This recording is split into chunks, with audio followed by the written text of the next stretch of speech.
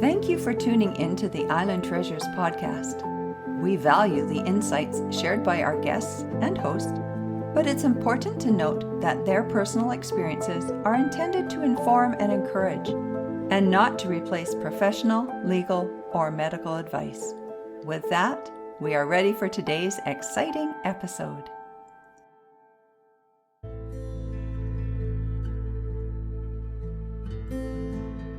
Welcome to Island Treasures mini podcast for caregivers. This episode is brought to you by Alongside Caregiver Consulting, and I am your host and caregiver consultant, Alison Van Schie from beautiful Vancouver Island in British Columbia, Canada. In the full episode called Tapping into Communication and Positive Activity, my guest, Lori Rogers, exemplifies a positivity throughout her caregiving journey. A journey that follows caring for her son, who was diagnosed with autism, and then for her daughter, who was injured in a sports accident. Both experiences have shaped her message that she is now sharing with us. For this mini episode, we will focus on the journey with her son, who is now an adult. Lori and her husband were always invested in meeting the needs of their children, and with Craig, this was no exception. Hearing that the supports were lacking in the education system, here's what she and her husband did. We found that the special needs programs in the public schools were sort of like, I don't know, team B or C, maybe not team A when it comes to the schools or to the PTOs and things like that. I'm like, well, wait a minute, then time out. Let's raise money to help fund the supplies, the training, the other things that the special education teachers need, the OTs need, the speech therapists need, whatever they need, we can plan it, we can buy it. So what we did, the very first thing we did when Craig was like 3.5, he was doing sensory integration, which is an occupational therapist modality. And there were special swings and ball pits and balls and all kinds of cool tools that you needed to do sensory integration. And the OT said, well, Lori, we don't have any of this stuff. I go, all right. So Neil and I researched it. It was going to cost like $3,500 to purchase all the equipment and outfit a room. And in our first fundraiser, we raised that and more. And we created the OT room for his first preschool that he was in.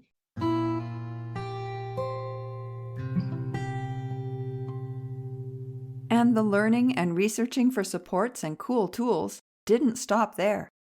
In fact, after reading the book titled Underestimated: An Autism Miracle, they learned of another amazing resource which completely is opening up theirs and Craig's world of communication.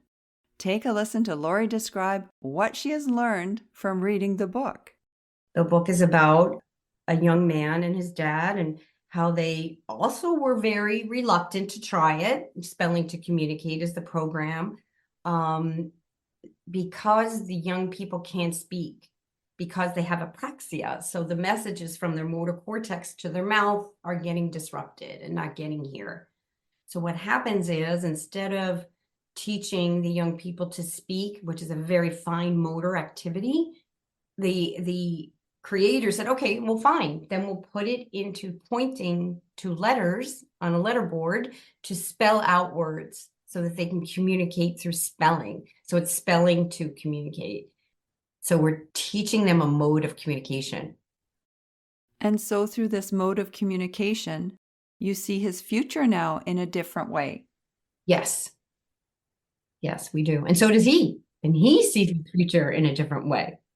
Can you imagine being trapped in this brain for, 28 years and being in high school, being taught, I don't know, simple addition when he can do algebra 1. He's doing algebra 1 with me.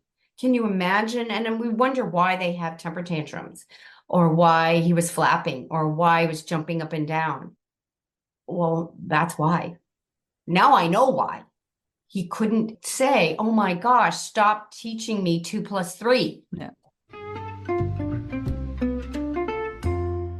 Talk about unlocking communication. Lori was able to hear about Craig's goals, his desires, and so much more.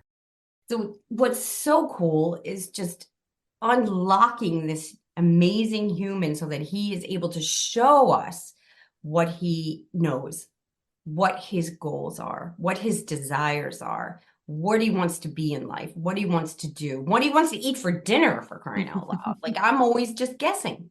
Now he can tell me. He told me he hates green beans. I used to give him green beans all the time. I'm like, okay, gong the green beans. Good to know. In the full episode, Lori shares so many more treasures, including her positive activities for caregivers, activities that she incorporates into her daily routine.